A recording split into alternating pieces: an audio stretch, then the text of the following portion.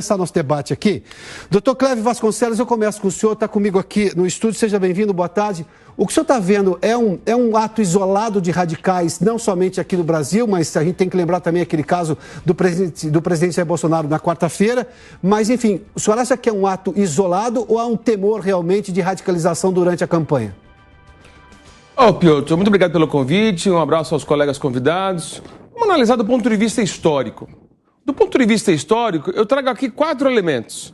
Eu trago, no cenário nacional, eu trago o senador o senador Pinheiro Machado, o ex-governador João Pessoa, eu trago aqui Carlos Lacerda e, recentemente, Jair Bolsonaro.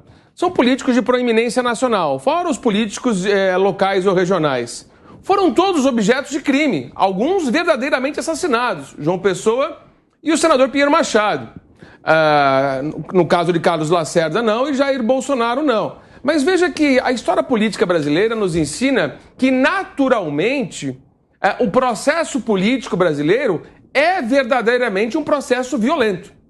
E isso desde a fundação do país. Veja que eu disse aqui cenários históricos de muito tempo atrás. Então é importante que se diga que o desequilíbrio emocional não só de candidatos, mas de eleitores, no sentido de fazer prevalecer a sua vontade, é extremamente perigoso para o processo eleitoral brasileiro. Por isso que é importante a atuação dos seguranças dos candidatos e também do trabalho da polícia do modo geral.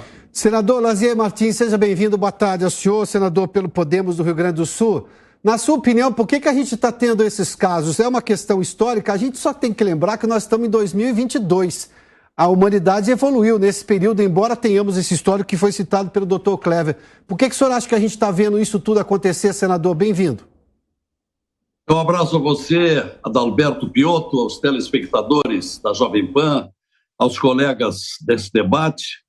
Olha, eu levo em conta a circunstância que nós estamos vivendo, extremamente exacerbado, porque passionalismo ideológico, a rigor, sempre aconteceu, radicalização também. Então, esses elementos se somam, desta vez, a essa exacerbação muito forte, a gerar conflitos que eu entendo, que eu acredito, vão se intensificar. Eles já começaram a surgir, é muito provável que aumentem, porque a situação está muito parelha. A questão das pesquisas, as pesquisas estão sendo muito contestadas, há uma desconfiança muito grande.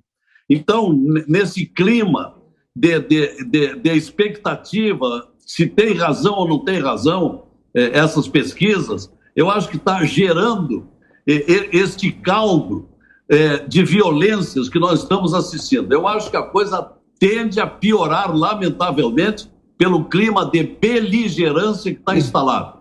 Senador, antes de ouvir o doutor César Dario Mariano, o senhor se lembra daquela declaração do ex-presidente Lula, muito antes do começo da campanha, em que ele chegou a pedir à militância que fosse em frente à casa dos adversários políticos para falar com a esposa, com os filhos e tudo mais.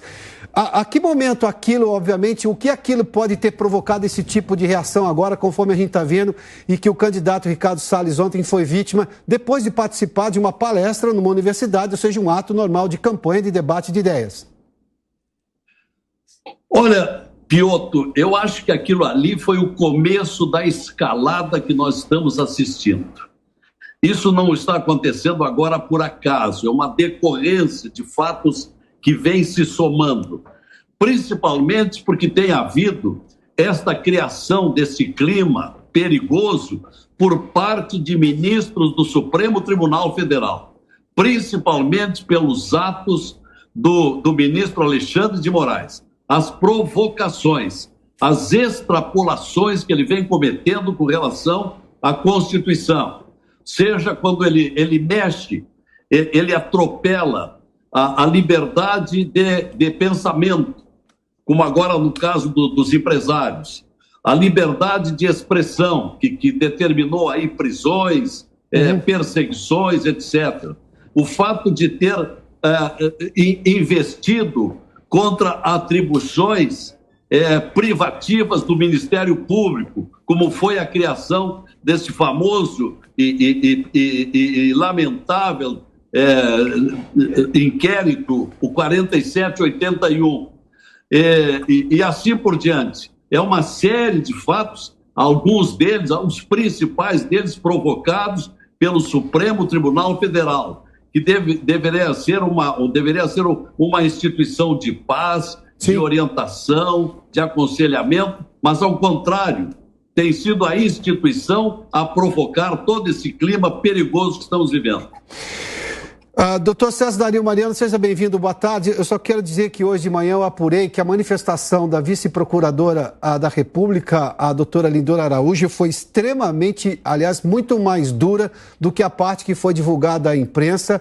Ela que foi, inclusive, foi um pedido do próprio ministro Alexandre de Moraes que ela se manifestasse sobre este caso, e ela denunciou tudo o que os juristas têm denunciado e fizeram aqui nesse programa também, ou seja, a falta de respeito ao devido processo legal, ao direito de defesa, que os casos não configurariam razão para justamente aquele tipo de ação da Polícia Federal, isso nas palavras da vice-procuradora da República, e também que o Ministério Público não foi consultado no tempo em que deveria. Doutor César, quando a gente vê coisas assim, e o senador fez menção, por exemplo, a coisas que vêm do Supremo Tribunal Federal que estão afrontando a Constituição, isso piora esse ambiente político justamente vindo de uma casa que deveria pacificar o país? Boa tarde, Piotr. Boa tarde, Kleber. Boa tarde, senador. Boa tarde aos telespectadores. Eu fico muito preocupado, Piotr. Realmente, eu vejo nas redes sociais um clima beligerante.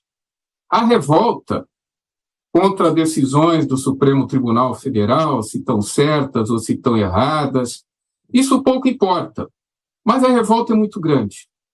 Então, qualquer tipo de acirramento, isso daí pode partir de uma declaração de um candidato, pode partir de uma decisão contestada do Supremo Tribunal Federal, vai fazer com que os ânimos inflamem. A manifestação da doutora Lindora, eu li ela inteirinha, ela é muito técnica. Ela é extremamente técnica, principalmente quando se pensa no sistema acusatório de processo. Sim. O Ministério Público não pode ser alijado nem das investigações e muito menos do processo penal.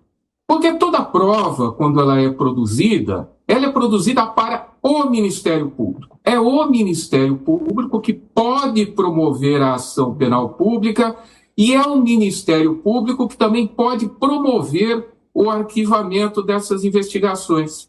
Então, não há o menor sentido em fazer investigações alijando o Ministério Público delas, porque, no final das contas, a prova é a ele dirigido. Então, quando o Ministério Público é alijado dessas investigações, há uma manifestação dura da Procuradora-Geral da República, desse tipo, e as pessoas escutam, principalmente os mais radicais, aquelas pessoas que já têm uma preconcepção do que está acontecendo, isso pode ser transformado em violência. Isso é um problema muito sério. Vejamos o que aconteceu no Japão recentemente, né, o assassinato de um ex-primeiro-ministro. Então, isso não é novidade pelo mundo. Como o Kleber, meu colega, falou, nós tivemos uma tentativa de homicídio do presidente da República. Sim. Então, a partir do momento que esses ânimos são inflamados, melhor dizendo, seja por um candidato, seja por um político, ou seja por uma decisão judicial, nós poderemos ter situações muito piores. E eu tenho muito medo do que pode acontecer quando da proclamação do resultado dessas eleições. Eu tenho bastante medo. Seja qual for o resultado, nós poderemos ter problemas muito sérios do jeito que eu estou vendo. Tomara a Deus que não. Doutor Clever, a gente está discutindo esse assunto aqui justamente para entender as razões de porquê nós estamos, parece, tudo indica um clima aumentando, ou seja, a temperatura aumentando, os ânimos ficando ainda mais exaltados. Foram citados aí, o senador fez questão de citar atentados à liberdade e à privacidade por parte da Justiça, e ele citou nominalmente o ministro Alexandre de Moraes, que tem um processo que a maior parte dos juristas julgou completamente ilegal. Tem essa manifestação, agora citada também pelo doutor César Dario Mariano, da vice-procuradora-geral da República, que, aliás, é extremamente duro, citando todas as decisões do Supremo anteriormente e a Constituição, ou seja, o ministro iria contra tudo isso. O senhor acha que a Justiça tem sido também, além daquela declaração do ex-presidente Lula lá atrás, para ir justamente à casa, falar com a mulher, os filhos dos adversários políticos, a Justiça está aumentando essa tensão na política brasileira? Olha, a tensão é geral. Sim, do modo geral, eu percebo que existe uma homenagem à individualidade dos julgadores. Eu vou explicar. O que caracteriza a vocação de um tribunal é o denominado princípio da colegialidade. As decisões dos tribunais, quando são decisões colegiadas, na pluralidade dos seus ministros, retiram o caráter de impessoalidade do relator, do julgador. É muito importante que o Brasil valorize não o ministro 1 ou o ministro 2, mas que valorize a corte na sua pluralidade. A partir do momento que o Supremo Tribunal Federal ele é chamado a dizer em maneira coletiva, a decisão é muito mais segura, mais serena, mais tranquila. E é isso que eu não tenho observado. Eu tenho observado decisões monocráticas do ministro X, do ministro Y a todo momento, e nós deixamos uma grande oportunidade. A própria Lei 9868/99, a Lei das Ações Diretas, diz que as decisões, ainda que cautelares, salvo no período de recesso, deve ser dada pelo plenário da Corte. Pelo plenário da Corte. Então, eu vejo que nós não estamos valorizando esse princípio da colegialidade. E só um dado interessante, Piotr, se você me permite. Pois não. Ano passado, 1º de setembro de 2021, o Código Penal foi alterado no artigo 359. A Lei de Segurança Nacional foi revogada e nós criamos um dispositivo tipificando como crime a violência política. Fez um ano ontem, fez aniversário essa norma. A violência política física, psicológica, do modo geral, tem uma indicação de uma pena de 3 a 6 anos. Ou seja, todo ato que atenta contra os direitos políticos, seja de candidatos, de eleitores, do modo geral, tem uma previsão de crime contra a violência política. Isso precisa ser observado pelas autoridades para que as pessoas não ultrapassem o limite do razoável. Sim. Então, isso é muito importante deixar consignado também. Senador Lazier, o senhor faz parte do grupo lá no Senado, aliás, um grupo que tem tentado justamente entender e trazer o Supremo para se explicar o que é exatamente a casa que pode fazer isso, é o Senado da República. O seu colega, o senador Girão, esteve conosco esses dias aqui. O que é possível ser feito mais por parte do Senado? E depende de quem para a gente começar a ter explicações de o porquê, por exemplo, desses absurdos, seja apontados pela procuradora, vice-procuradora-geral da República, ou, por exemplo, essa crítica que faz o doutor Clever agora, em relação especificamente a decisões monocráticas, o que deveria passar pelo Pleno do Supremo. O que é possível ser feito, senador? Respondo já, meu amigo Piotr. Agora, a propósito dessa manifestação aí do Dr. Clever, eu quero lembrar que quando assumiu a presidência do Supremo, o ministro Fux, ele prometeu que levaria as questões para o plenário. Terminaria com essa história de decisões monocráticas, de apenas um ministro decidir liminares. Ele não tem levado em consideração essa promessa. Bom, com relação ao movimento que temos feito insistentemente para que haja avaliação dos comportamentos dos ministros, principalmente dos 7 ministros, maioria, portanto, que constitui o aparelhamento esquerdista, socialista do Supremo.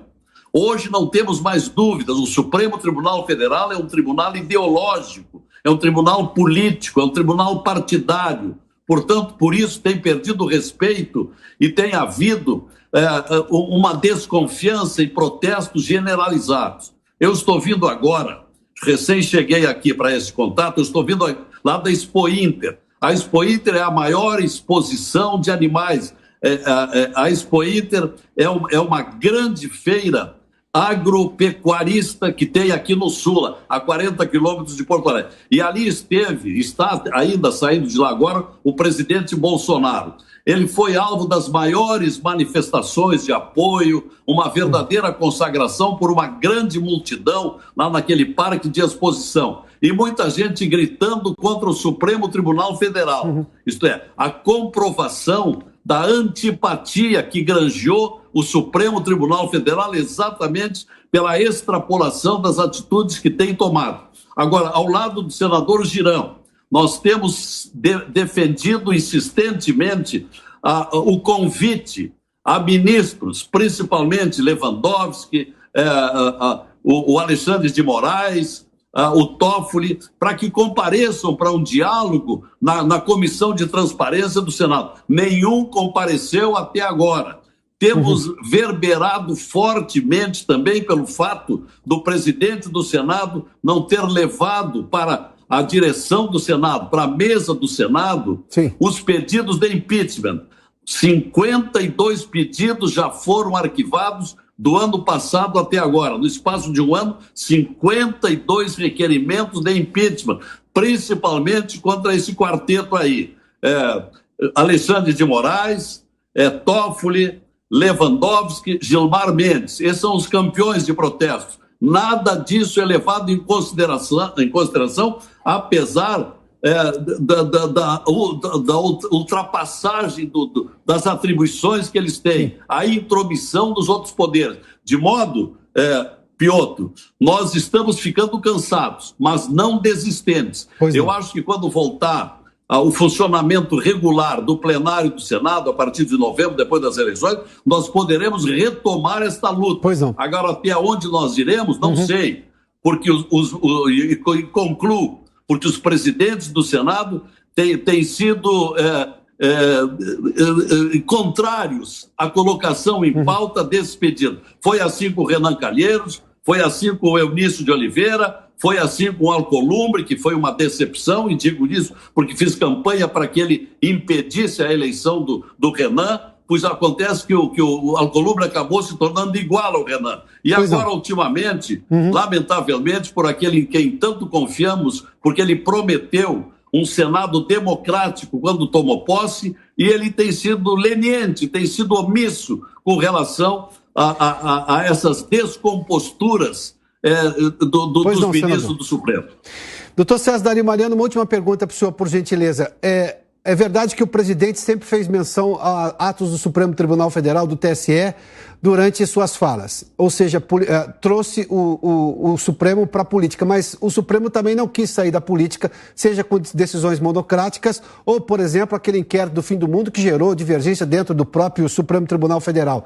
Quando a gente vê, conforme disse o senador Lazier Martins, a população, por iniciativa própria, citar o Supremo em protesto, isso não é um bom sinal dentro daquela lógica de que juízes deveriam falar no processo, na sentença, não é?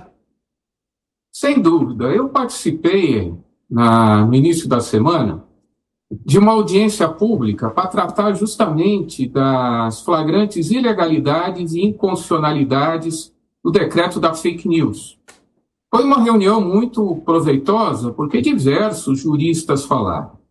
O grande problema que eu vejo hoje do Supremo Tribunal Federal é o chamado ativismo judicial. Por mais que neguem, está sendo empregado o chamado neoconstitucionalismo. O neoconstitucionalismo, ele não é novo, não é nova essa doutrina, mas está sendo empregado há pouco tempo pelo Supremo Tribunal Federal. E, de acordo com o neoconstitucionalismo, você faz o que quiser da interpretação. Você interpreta da maneira como quiser e você implementa políticas públicas. Basta que você entenda que determinada política pública está de acordo com a Constituição Federal, você pode praticamente governar. Montesquieu, no seu livro Espírito das Leis, isso há séculos, já temia por isso, tanto que ele acabou escrevendo sobre a tripartição dos poderes. Sim. A verdade é que cada um ficar no seu quadrado, cada macaco no seu galho, nós não teríamos problema nenhum. A partir do momento em que há uma intromissão indevida, seja do Poder Judiciário, em qualquer dos poderes da República, ou seja do Legislativo no Judiciário, que pode ocorrer também, nós teremos sérios problemas. E hoje a população, ela não sabe o nome da escalação da seleção brasileira, mas sabe o nome dos ministros do Tribunal Federal. Isso é péssimo. Sim. Eu sempre dizia, quando eu trabalhava no júri, que a partir do momento em que o juiz interfere demais na partida, ele atrapalha. Isso é no futebol e também isso é na própria justiça. O juiz ele tem que julgar dentro do processo, ele tem que falar nos autos. Veja a Suprema Corte norte-americana. Se algum daqueles ministros falam, se alguns daqueles magistrados dão entrevistas, isso inflama a população. A população ela acaba sendo inflamada por esse tipo de decisão. Pois não, as doutor. Pessoas aproveitam, nós temos esses radicalismos que não são nem um pouquinho bons para a nossa democracia. Doutor César, obrigado pela participação aqui no debate. Doutor Cléver Vasconcelos, professor de Direito, e senador Lazier Martins, senhores, muitíssimo obrigado pela participação no debate.